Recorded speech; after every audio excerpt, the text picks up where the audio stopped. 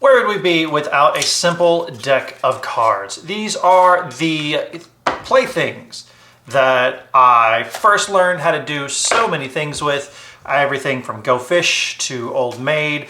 The first time I ever shuffled, the first card trick I did, everything was done with a simple deck of cards.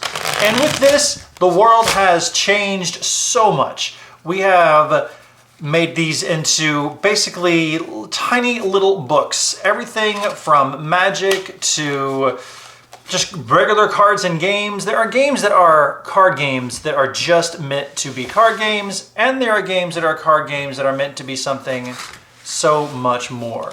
So today, we're gonna do a little bit of magic. We're gonna turn one game into another game. And we might be able to do that any number of ways, but before we get into that, we just want to let you know that every ace is not always worth your time. And sometimes you might find a diamond in the rough. Man, that would have been a lot cooler if that was a diamond.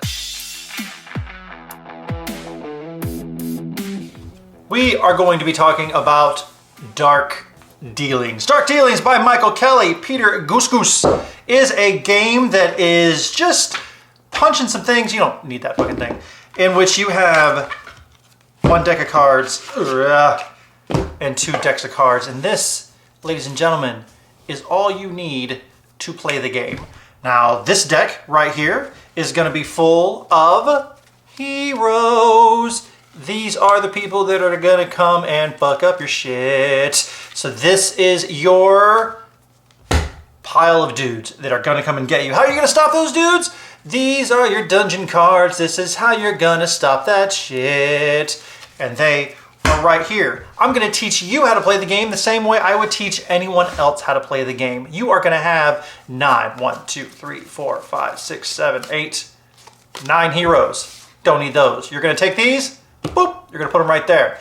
You're gonna get 9 of these cards. 1, 2, 3, 4, 5, 6, 7, 8. And you are gonna put them right here. I'm going to tell you to flip them over, to which you will. And I'm going to tell you to spread them out, to which you will. You're going to see little numbers at the bottom that look like, yeah, focus up. And I'm going to tell you, hey, you know, you can put those in order if you want, because they're generally tough to weak. So the 2s will be something a little bit weaker, and the complicated stuff will be higher. So you're going to have everything in front of you like that. Voila. And then I'm going to tell you, flip over this card here, and you will. And oh, it's going to be so many different things. This one, we have a wizard. This wizard has 4 strength.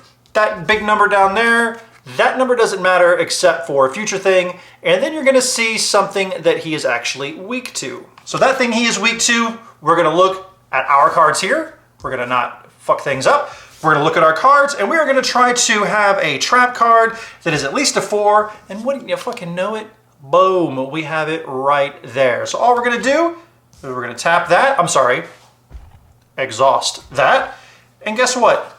Homeboy is gone, and this is trashed. And that's what you're going to do. You're going to go through the deck, you're going to flip over people, they're going to have different abilities, and sometimes they may have different either fire magics or minion dudes or traps, and you just got to beat that number up top by exhausting these to do different things, and hopefully when it's all said and done, you will have made it through a decent amount of your dudes. Every dude you don't get sneaks on through.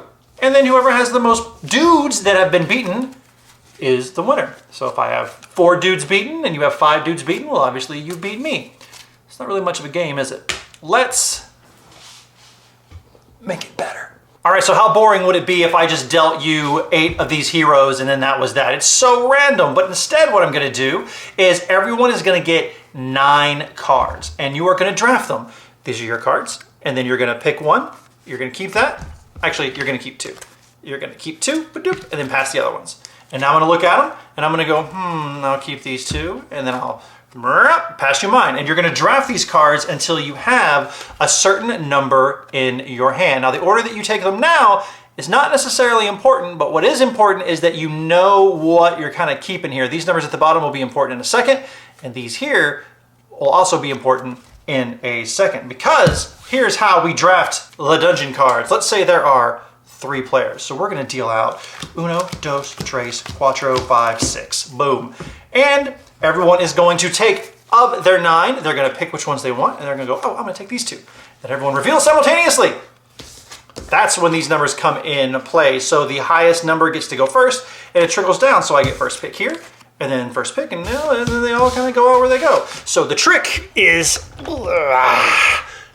here is that you are wanting to kind of build your own engine. So I'm wanting to take these that I know I can get through, and making sure that I take all of the trap cards and all of the dungeon cards to make sure that let's say I have a lot of little green things that I gotta be able to beat, but my dumb ass didn't take any green things. Those guys are gonna get through.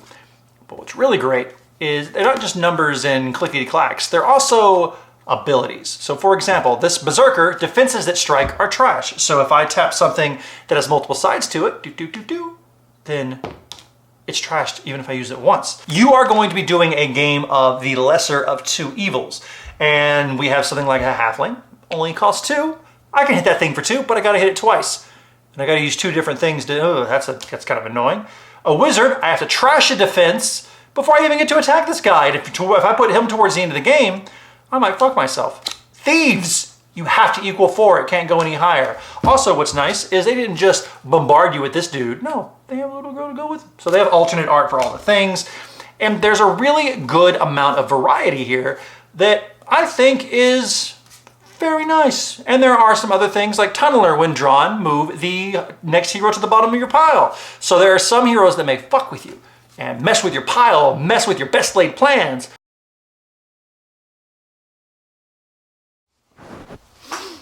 All right, we have this for 1 to 6 players. I have played this solo, and I have played this with one other person.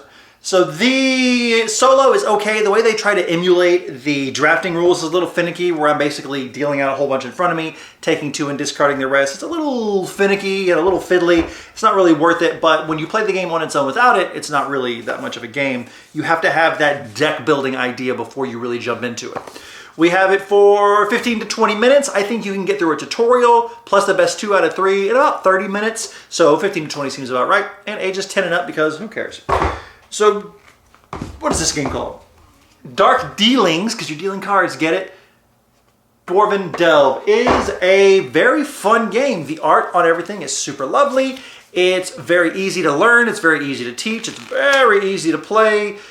Whenever I play this, I have a good time because it's very much a push your luck style. Oh crap, did I plan correctly? Because there are different variants that once you have your stack down of dudes, there are some variants where you're not allowed to look at it. But I think when you play it where you have to look at it or you can look at it, it's a lot better because I could be like, ah, oh, fuck, I didn't. And you can kind of play in your turn a little bit better and it feels more like a game and less like a thing of just flipping over cards or chance. But I really, really like it. I like the idea that it's fast. I can pick it up. I like that the cards have different art. I like that every one of these people fucking suck. You do not want any of these. So whenever you're doing the drafting at the beginning, you're like, oh, do I want this terrible thing or this terrible thing? Oh, God. And then the order you put them in later because you don't want to put super hard things at the end because you might not be able to beat it, but you don't want to put them at the beginning because it might hurt you more. And then all of your stuff where you're trying to fight them, it's very easy. It's just tapping stuff to get guff done, guff done, guff done. And let me tell you, a long time ago, I looked at a game called Dungeon of Fortune, which was kind of a push your luck game with a lot of little bits. And it was good. I kept it because I liked the way that our broke asses played it. And it was fun.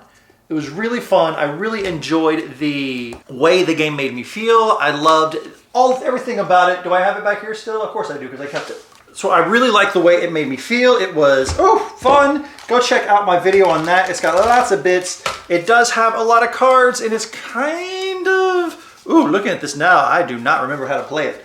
But that's okay, because the game was fun. It was a re-implementation of something called Dungeon Roll, which was also fun. And it's just, this one was a good time. And the thing is, Dark Dealings gave me a very similar push your luck going through a dungeon kind of vibe that Dungeon of Fortune did.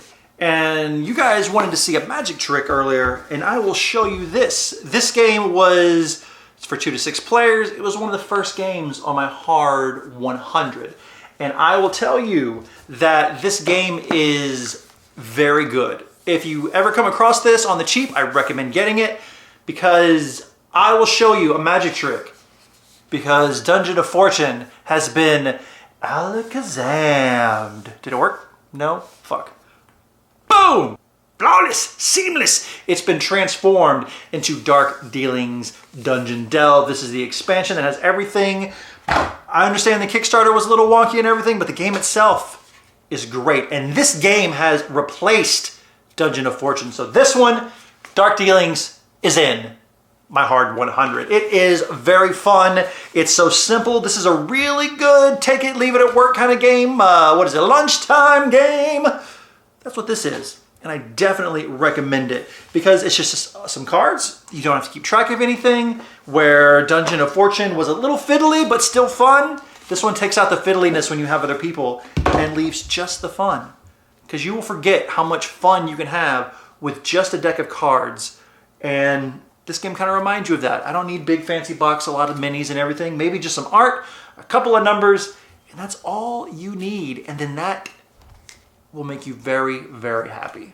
Ladies and gentlemen, this game is right for my shelf. If you find a copy, even the base game, I think will be right for your shelf. It's pretty cheap. I do recommend it. Go pick yourself up a copy. It's great. So ladies and gentlemen, thank you so much for joining me on this, the latest edition of the Hard 100. I hope you and yours are well. Peace out.